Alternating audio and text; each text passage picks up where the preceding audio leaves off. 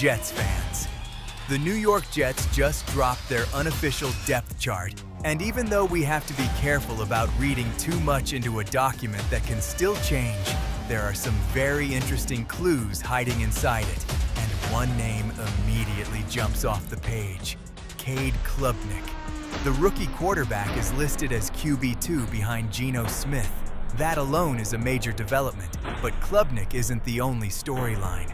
David Bailey is currently listed behind the starters. Kenyon Sadiq is also listed as a backup. Isaiah Williams continues to make his presence felt. The cornerback competition remains unsettled, and the safety position may be setting up for exactly the kind of three-safety rotation we've been talking about. So what does this unofficial depth chart actually tell us about the 2026 New York Jets? Let's break it all down. But before we get into it, if you're a die-hard Jets fan, make sure you're subscribed to Jetstream News. We're your go-to source for daily engaging content on all things. Help us reach our goal of 1,000 subscribers this off-season by hitting that subscribe button. Let's start with the obvious. Geno Smith is listed as the starting quarterback.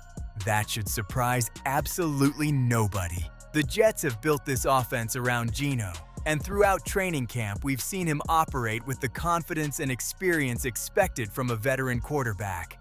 But the more interesting part comes immediately underneath him, because the Jets didn't list a collection of quarterbacks competing for the backup job. They listed Cade Klubnik as QB2, and that is worth paying attention to. Bailey Zappe is on the roster, but the unofficial depth chart places Klubnik directly behind Geno. That doesn't necessarily mean the competition is officially over, but it certainly suggests that Klubnik has made a strong impression. And considering everything we've heard about his development throughout camp, that is a very encouraging sign for the Jets. Think about what this means. The Jets don't have to make this depth chart definitive. They could have listed multiple players together. They didn't. They put Klubnik at QB2. That's a pretty strong indication of where things currently stand. And this is exactly what New York wanted when they drafted Klubnik. They wanted a young quarterback who could develop behind an established veteran. Geno gets the starting job. Klubnik gets to learn. And if the rookie continues progressing, the Jets could have something very valuable behind their starter. For a franchise that has struggled for years to develop stability at quarterback, having a promising young backup is a major asset. Now let's move to the tight end position. Kenyon Sadiq is currently listed behind the starters, but there's a huge caveat here. He's still working his way back to full health, and that's important. Because when Sadiq is healthy and back on the field, I would expect his role to grow significantly. The Jets clearly like what he brings. His athleticism gives the offense another dimension. And considering the way this offense is being constructed, having multiple tight ends who can create mismatches could become extremely valuable. So don't look at the current depth chart and assume Sadiq's role is going to remain there. This is an unofficial document. The regular season depth chart is still a long way away. Here's another name that deserves attention: Isaiah Williams. The Jets currently list Omar Cooper Jr. and Isaiah Williams behind Garrett Wilson and Adonai Mitchell. But Williams has been one of the more consistent offensive storylines throughout training camp. He's making plays, he's creating separation, and he's continuing to demonstrate why the Jets value him so much on special teams. This is exactly how a player climbs the depth chart. You don't demand opportunities, you force the coaching staff to give them to you. And Williams is doing that. If he continues this level of performance, don't be surprised if his offensive role becomes much larger than the current depth chart suggests. At wide receiver, the Jets list Garrett Wilson, Adonai Mitchell. That's another combination that makes a lot of sense. Garrett Wilson remains the centerpiece, and Mitchell gives Geno Smith another big play threat on the outside. But what's particularly interesting is that the Jets only list 2 starting wide receivers. Instead, they list 2 starting tight ends, Jeremy Ruckert and Mason Taylor. That's worth watching, because it could give the Jets a very interesting personnel identity. 2 tight ends, 2 wide receivers, Breece Hall in the backfield, and plenty of opportunities to create mismatches. That could become a very difficult formation for defenses to diagnose. The offensive line doesn't provide many major surprises. The projected starters include Olufashanu, Dylan Parham, Josh Myers, Joe Tipman, and Armand Membu. That's a group with plenty of youth and upside. And if this unit can develop chemistry quickly, it could be one of the most important factors determining just how good this Jets offense becomes. Because Geno Smith has the experience, the receivers have talent, Breece Hall can create explosive plays. But none of it matters if the offensive line can't consistently protect the quarterback. This group is going to be under the microscope. And here is where the unofficial depth chart gets really interesting. David Bailey is listed as a second-team player. On paper, that's a headline. But I'm not convinced we should treat it as reality. Not yet. Everything we've heard from training camp has suggested that Bailey is making a very strong case for a major role. And there have also been reports indicating that Will McDonald has been working with the starters in part because of injuries affecting other players. So don't look at Bailey's current position on the depth chart and assume the coaching staff has decided against him. The situation is much more fluid than that. In fact, I would not be surprised at all if Bailey eventually finds himself in the starting lineup. The cornerback position might be one of the biggest question marks. Brendan Stevens appears to have one starting spot. That part looks fairly clear. But the other positions remain much less certain. The Jets currently have multiple names competing for starting opportunities, including Azariah Thomas and Nashawn Wright. And then there's D'Angelo Pons. Pons has been dealing with a calf injury and has missed significant practice time. That's obviously affecting where he appears on the depth chart. But here's the thing. The Jets invested a second-round pick in Pons.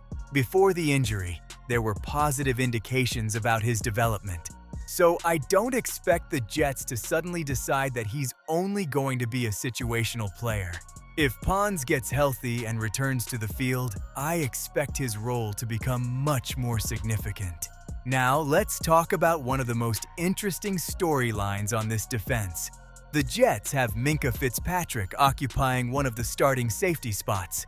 That part is pretty clear, but the competition for the other starting position is wide open. And the names to watch are Andre Cisco, Dane Belton, and Malachi Moore. Cisco is coming off the season-ending injury that cut his 2025 campaign short, but he returned healthy and entered training camp with plenty of experience in this defense. Then there's Dane Belton. The former Giants safety has been one of the most interesting players in this competition, and recent reports indicate that he has made a strong push for the starting job. And don't forget about Malachi Moore. The second-year safety is another legitimate option and gives the Jets even more versatility in the secondary. So instead of asking, who is going to start next to Minkah Fitzpatrick? There may be another question we should be asking. How often are the Jets going to put 3 safeties on the field? Because with Fitzpatrick, Cisco, Belton, and Moore all capable of contributing in different ways, the Jets have the personnel to create multiple safety packages. One safety can stay deep, another can rotate into the box, another can handle coverage responsibilities or match up against tight ends and slot players. That kind of versatility is extremely valuable in today's NFL. So while the Jets still have to determine who officially wins the second starting job, don't be surprised if multiple safeties end up playing significant snaps in 2026. And if the Jets really lean into 3 safety formations, this could become one of the most fascinating parts of Aaron Glenn's defense. The special teams section is much more straightforward. Jason Sanders and Cade York are both listed as first-teamers, which tells us the kicking competition is still very much alive. Isaiah Williams is listed as the punt returner. No surprise there. And Keenan Nwangwu is listed as the kick returner. Thomas Hennessy continues to hold down the long snapper position. So even here, there are a few competitions worth monitoring as the preseason approaches. Here's the most important takeaway. Don't treat this as the final Jets depth chart. It's unofficial. And the Jets themselves are clearly leaving certain positions open. Multiple players are listed in certain spots. That's intentional. The coaching staff still has practices to evaluate. They still have joint practices. They still have preseason action. And injuries can completely change the picture. But there are still clues. Cade Klubnik being listed at QB2 is significant. Isaiah Williams continuing to rise is significant. Kenyon Sadiq's current placement is probably temporary. David Bailey's second-team designation shouldn't erase everything we've heard about his training camp. The cornerback competition remains unsettled, and the safety position could become one of the most flexible units on the entire defense. And now things get really interesting. The Jets are heading into joint practices. Those practices can provide some of the most valuable information of the entire preseason. Because you're no longer simply competing against your own teammates. You're seeing how players perform against another NFL roster. That's where these competitions can start separating themselves. Cade Klubnik will have opportunities. The receivers will be tested. The offensive line will be challenged. The defensive backs will have to prove themselves. And players like David Bailey and Isaiah Williams can continue making their case. Then comes the preseason game. And suddenly, these depth chart projections start becoming much easier to evaluate. So, Jets fans, what should we actually take away from this unofficial depth chart? I think the biggest message is simple.